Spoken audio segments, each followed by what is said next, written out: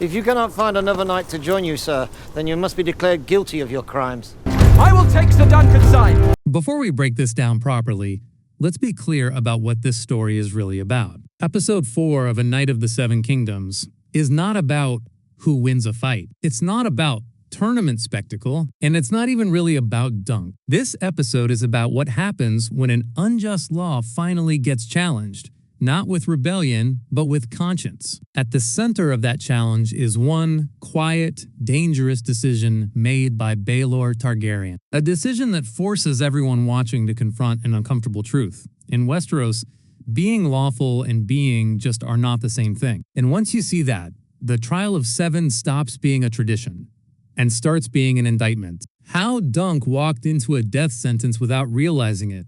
Dunk never wanted to be here. That's the first thing the episode makes painfully clear. Dunk isn't ambitious. He isn't chasing glory. He isn't trying to make a political statement. He's just trying to survive as a hedge knight in a world that barely acknowledges men like him exist. But the moment he stepped in to protect Tanselle, that survival instinct put him on a collision course with power itself. Punching Prince Aerion isn't framed as heroic. It's framed as instinctive.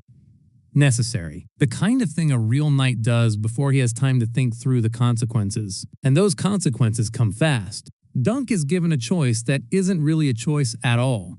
Submit to punishment for touching royal blood, or stake his life on a trial of 7. The show doesn't romanticize this moment. Dunk doesn't believe the gods will save him. He doesn't believe in destiny. He knows exactly what this is. A death sentence with extra steps. The trial of 7 pretends to be fair, but Dunk understands something crucial. Fairness means nothing when one side has power and the other has none. Why the trial was never meant to be fair?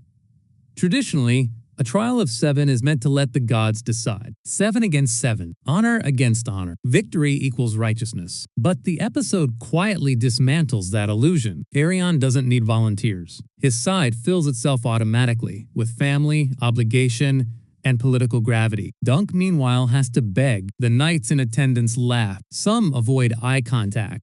Others look sympathetic but remain seated. This is one of the most important moments in the episode, because it shows how injustice sustains itself, not through cruelty alone, but through silence. Even when Egg manages to scrape together allies, it isn't enough. Dunk is still one knight short, one absence away from forfeiture, one missing man away from immediate execution. This is the moment where the system reveals itself. If Dunk dies here, it won't be because he was wrong, it will be because the law was never designed to protect someone like him.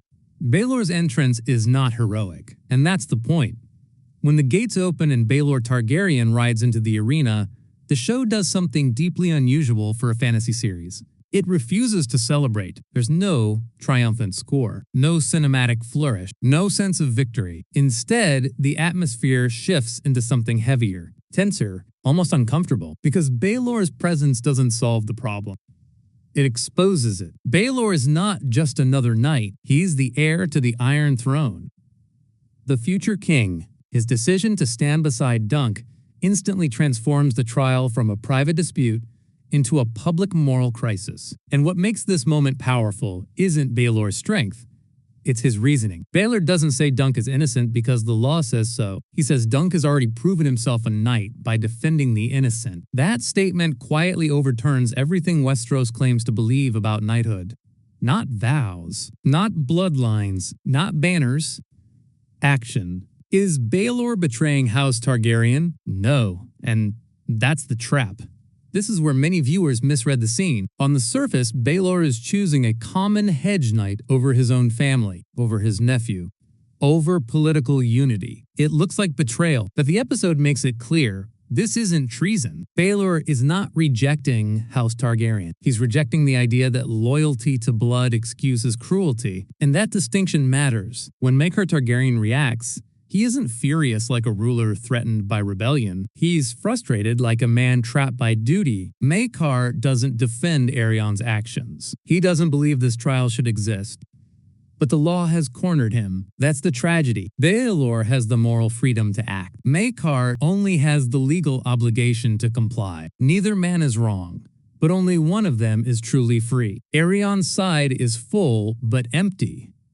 One of the smartest things the episode does is show how little real loyalty Aerion commands. His brother Daeron openly admits he won't fight hard. Maekar resents being forced into this. No one is here because they believe Aerion is right. They're here because the system demands it. Dunk's side, by contrast, is built entirely on belief. No one gains anything by standing with him. No titles, no rewards, just risk. And then Baelor adds something even more dangerous than the sword: legitimacy. By standing with Dunk, Baelor doesn't just help him survive. He validates Dunk's actions at the highest possible level. He tells the entire realm that defending the innocent is not a crime, even when the law says otherwise. That's not rebellion, that's accountability. The trial isn't about the gods, it's about responsibility. Trials by combat exist to remove human responsibility. Whoever wins must be right, because the gods allowed it. But this episode refuses to let anyone hide behind that excuse. Everyone involved knows the system is flawed. Everyone knows Aerion is wrong. Everyone knows Dunk doesn't deserve to die. The trial proceeds anyway.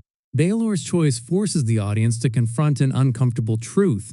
Tradition can be unjust, even when followed perfectly. And that idea is far more dangerous than open rebellion. Why this moment echoes beyond the arena. Baelor's decision doesn't overthrow the system, but it cracks it. For the first time, the future king publicly acknowledges that the law can be wrong. That knighthood is not defined by title, that justice sometimes requires disobedience in spirit, if not in action. That belief doesn't die in the arena. It carries forward. Because once a ruler admits the law can be unjust, the throne is no longer sacred. It becomes accountable, and in Westeros, accountability is the most radical idea of all. What the episode is really saying, episode 4, isn't asking whether laws should exist. It's asking who those laws serve. Baelor doesn't stop the trial. He doesn't tear down tradition. He steps into it and forces it to confront itself. Dunk doesn't win because he's stronger. Baelor doesn't fight because he's defiant. Maekar doesn't comply because he's cruel. They all act exactly as the world has shaped them to act. And that's the tragedy. The world remains unjust, but now it's exposed. The quiet revolution. This episode doesn't end with victory. It ends with clarity. A hedge knight is almost killed for doing the right thing. A prince risks everything to say that's wrong. A system survives, but weaker than before. No crowns fall. No wars begin. Just one irreversible truth settles into the bones of the story.